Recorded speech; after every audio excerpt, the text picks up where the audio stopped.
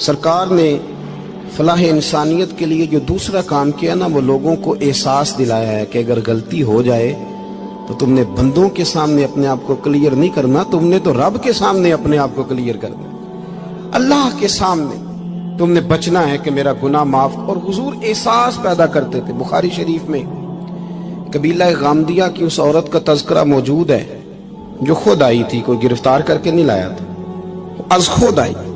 احساس پیدا ہو گیا نا گناہ کا۔ یہاں بہت ساری غلطیاں کر کے بھی لوگ جب اپنی بات کرتے ہیں تو کہتے ہیں کبھی یاد تو نہیں کسی کے ساتھ زیادتی کی ہو، یاد تو نہیں کبھی کسی کا۔ بھئی آپ نے اتنے بڑے ولی ہونے کا دعویٰ کر دیا۔ انسان تو انسان رہتا ہے۔ بڑے بڑے لوگ کہہ گئے کہ یا اللہ اگر انجانے میں بھی بھول گئے ہیں تو ہم سے درگزر فرما، لیکن جب ہم تیار ہی نہیں ماننے کو۔ حضرت انس بن مالک کہتے ہیں وہ خاتون آئی، کوئی پکڑ کے نہیں لایا، کسی 14 دنوں کے ریمانڈ پہ نہیں اسے منوایا گیا، اسے وہ خود بخود آئی۔ اور کریم محبوب علیہ السلام کے سامنے جب وہ کھڑی ہوئی تو اتنے درد سے میں نے کم لوگ روتے دیکھے ہیں جس درد سے وہ روئی۔ عرض کرنے لگی حضور میں غلطی کر بیٹھی ہوں، مجھ سے زنا ہو گیا، مجھے پاک کر دے۔ تو محبوب کریم علیہ السلام نے فرمایا تو کیسے ثابت کرے گی تو نے گناہ کیا؟ یعنی مجرم کو ثابت کرنا پڑ رہا ہے کہ میں گناہ گار۔ یہ وہ کمال ہے کہ انسانوں کو احساس ہونے لگے کہ یہاں ہم غلط ہیں۔ جب اعتراف جرم ہوتا ہے، جب بیماری کی تشخیص ہوتی ہے تو پھر اس کا علاج بھی ہو جاتا ہے۔ حضرت انس بن مالک کہتے ہیں وہ عرض کرنے لگی حضور میرے پیٹ میں ناجائز بچہ ہے۔ حضور نے فرمایا جا جب بچہ پیدا ہو تو پھر آنا۔ وہ 8 ماہ کے بعد آئی تو اس کی گود میں پھول سا بچہ تھا۔ حضور نے فرمایا واپس جا، جب روٹی کھانے لگ جائے تو پھر آنا۔ وہ 2 سال 2.25 سال دودھ پلاتی رہی، پھر جب آئی تو بچے کے ہاتھ میں روٹی کا ٹکڑا تھا۔ کریم محبوب صلی اللہ تعالی علیہ وسلم سے آ کے جب اس نے بات کی تو وہ درد سے روئی، کہنے لگی یا رسول اللہ 3 سال ہونے کو ہیں، میں نے گناہ کیا ہے، میں ساری رات سو نہیں پاتی۔ حضور تڑپتی، اگر اس حال میں مر گئی تو اپنے رب کو کیا منہ دکھاؤں، مجھے پاک کر دے، میرے حال پہ رحم فرمائے۔ محبوب کریم صلی اللہ علیہ وسلم نے بچہ ایک صحابی کو دیا، فرمایا بچوں کی طرح پالنا، اور کہا اسے لے جاؤ، پتھر مار مار کے اسے سنسار کر دو۔ صحابہ کہتے ہیں اسے پتھر لگ رہے تھے اور حضور بے چینی کے ساتھ ٹہل رہے تھے۔ آ کے خبر دی حضور وہ تو وصال کر گئی، انتقال ہو گیا۔ فرمایا یہاں تک تو بات اس کی تھی۔ حضرت انس بن مالک کہتے اب محبوب کریم نے صحابیات سے فرمایا اسے غسل دو، کفن پہناؤ، جنازہ تیار ہو جائے تو مجھے خبر کرنا۔ حضرت انس بن مالک کہتے ہیں غسل ہوا، کفن ہوا، جنازہ تیار ہوا تو حیران ہم تب ہوئے جب میرے محبوب نے فرمایا صفیں بناؤ، میں خود جنازہ پڑھاؤں گا، میں خود جنازہ پڑھاؤں گا۔ اور سرکار نے جنازہ پڑھایا تو ایک شخص کی زبان سے نکلا حضور اس ملعون کا معاذ اللہ جنازہ جس نے ناجائز بچہ جنا، اس کے لیے آپ دعا کر رہے ہیں، جنازہ پڑھا۔ حضور فرمانے لگے خاموش ہو جاؤ، تم نے گناہ دیکھا ہے اس کا احساس نہیں دیکھا، تم نے غلطی دیکھی ہے لیکن اس کی توبہ کا انداز نہیں دیکھا۔ اور صاحب کنز العمال نے یہ لفظ نقل کیے ہیں کہ کریم محبوب فرمانے لگے اس نے تو ایسی شاندار توبہ کی ہے کہ اگر میں اپنی ساری امت میں بانٹ دوں تو اللہ سب کی مغفرت فرما دے گا۔ احساس جب پیدا ہو جاتا ہے نا اپنے دل کے اندر کہ یہاں میں غلط ہوں، ان العبد اذا اعترف ثم تاب تاب اللہ علیہ او کما قال نبی صلی اللہ علیہ وسلم، رواہ مشکات۔ حضور نے فرمایا جب کوئی بندہ کہتا ہے نا اللہ میں بھول گیا تھا اور پھر وہ توبہ کرتا ہے تو رب اس کی توبہ کو فوراً ہی قبول فرما لیتا ہے۔ پہلی بات یہ کہ عقائد کو مضبوط رکھیں، مضبوط عقائد۔ اور یہ جو آج کل ایک اور ماحول چل رہا ہے کہ تھوڑا ادھر کو تھوڑا ادھر، عقائد وہی درست ہیں جن کی تشریح شیخ عبداللہ محدث دہلوی نے فرمائی، عقائد وہی درست ہیں جن کی بابت حضرت مجدد الفسانی لکھ گئے، اور ان سب کو اگر کھلا کر کے بیان کیا تو امام احمد رضا فاضل بریلوی نے بیان کیا۔ انہی بزرگوں کی باتوں کو کھول کر ہمارے سامنے رکھا۔ مضبوط عقائد کی زندگی گزاریں۔ اور دوسری بات اگر کبھی کوئی غلطی ہو جائے پھر اس کا احساس پیدا کریں، پھر اس سے توبہ کریں۔ تیسری بات جو فلاح انسانیت کے لیے بڑی ضروری ہے وہ یہ ہے کہ تھوڑا احساس پیدا کریں دوسروں کا۔ میری زندگی میری ذات سے شروع ہوتی ہے، میری ذات سے۔ میرے سے ہنس کے بولو، میری بات مانو، میرے پیچھے چلو، میرے آرام میں خلل نہ آئے، میری طبیعت کے مطابق۔ بھئی آپ کی طبیعت کے مطابق چلیں تو پھر تو آپ بہت بڑے خود غرض ہوئے کہ آپ نے صرف اپنے لیے سوچا۔ محبوب کریم کا کمال یہ تھا کہ حضور نہ دوسروں کا بڑا احساس فرماتے تھے۔ آپ بخاری مسلم کی وہ حدیث پڑھیں تو حیران ہو جائیں کہ سرکار فرماتے ہیں میں جب نماز کی نیت باندھتا ہوں تو میرا دل کرتا ہے میں لمبی نماز پڑھاؤں، جب میرا کسی کام کرنے کو دل کرے تو پھر میں ساری دنیا کچلنی پڑے تو میں کر جاتا ہوں، لیکن حضور فرمانے لگے کہ میرا دل کرتا ہے میں لمبی نماز پڑھاؤں، لیکن پھر میرا خیال آتا ہے کہ پیچھے بوڑھے بھی ہیں، بیمار بھی ہیں، بچے بھی ہیں۔ یا رسول اللہ، نماز اللہ کی اور خیال بندوں کا؟ فرمایا میں بوڑھوں، بیماروں اور بچوں کا خیال کرتے ہوئے اللہ کی نماز کو مختصر کر دیتا ہوں۔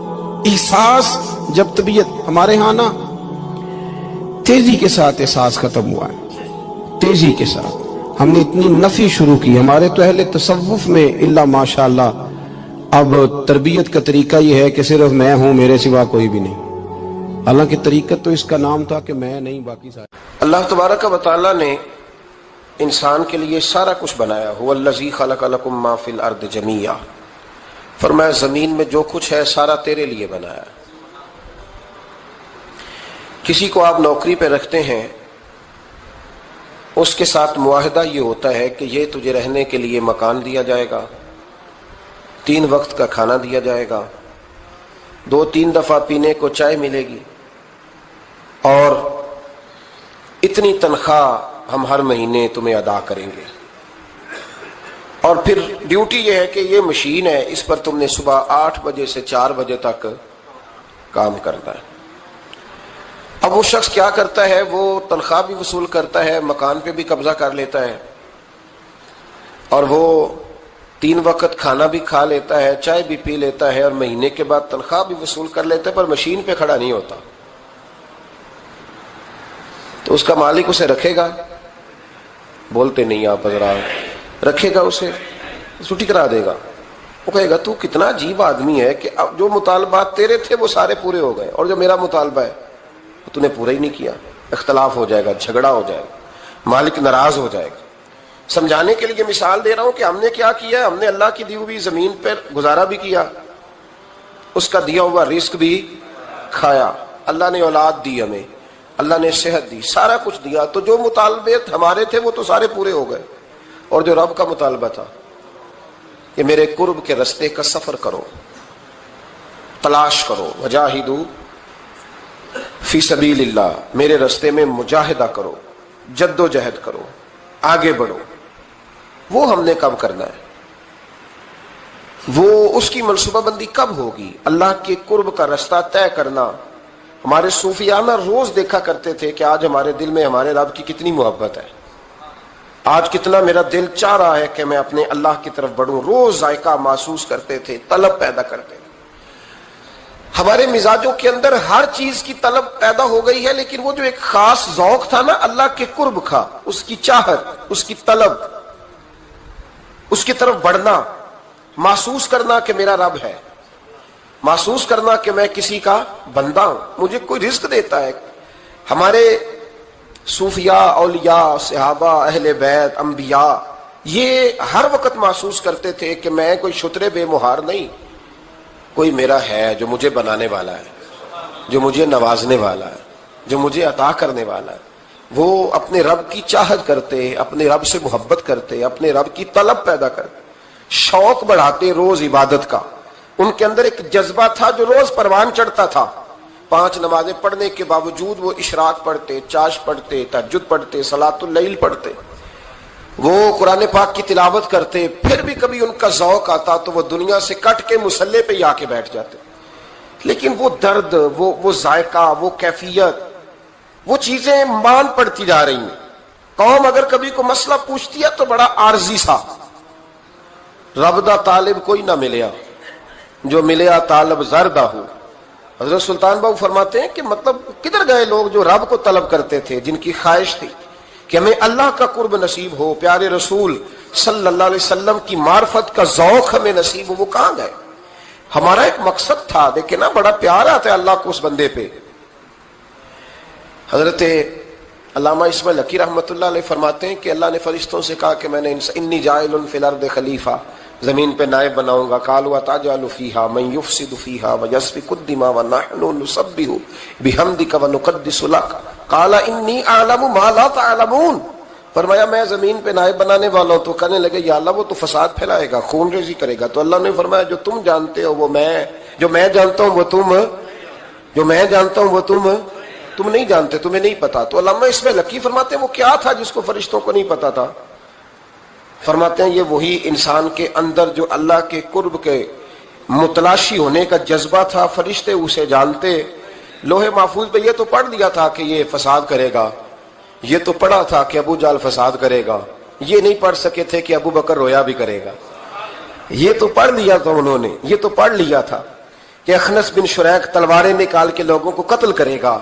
یہ نہیں پڑھا تھا کہ مولا علی شیر خدا مزدوری کریں گے اور جو مزدوری ملے گی وہ اللہ کے بندوں میں تقسیم کر دیا کریں گے. یہ تو انہوں نے پڑھ لیا تھا کہ ابو البختری، ابو لہب یہ لوگوں کے گلے کاٹیں گے. پر یہ نہیں پڑھا تھا کہ عثمان غنی رضی اللہ تعالیٰ عنہ قحط کے زمانے میں بھی کروڑوں کا مال اللہ کے راستے میں خرچ کر دیا کرے. وہ جو انسان کے اندر طلب ہے، وہ جو تڑپ ہے، وہ جو شوق ہے، وہ جو کیفیت ہے، وہ جو معرفت کا نور ہے، یہ اللہ کو بڑا ہی پسند ہے، یہ بڑا ہی پسند ہے. اس لیے حدیث قدسی میں رب فرماتا ہے مجھے تلاش کرنا ہو تو ٹوٹے ہوئے دلوں میں تلاش کیا.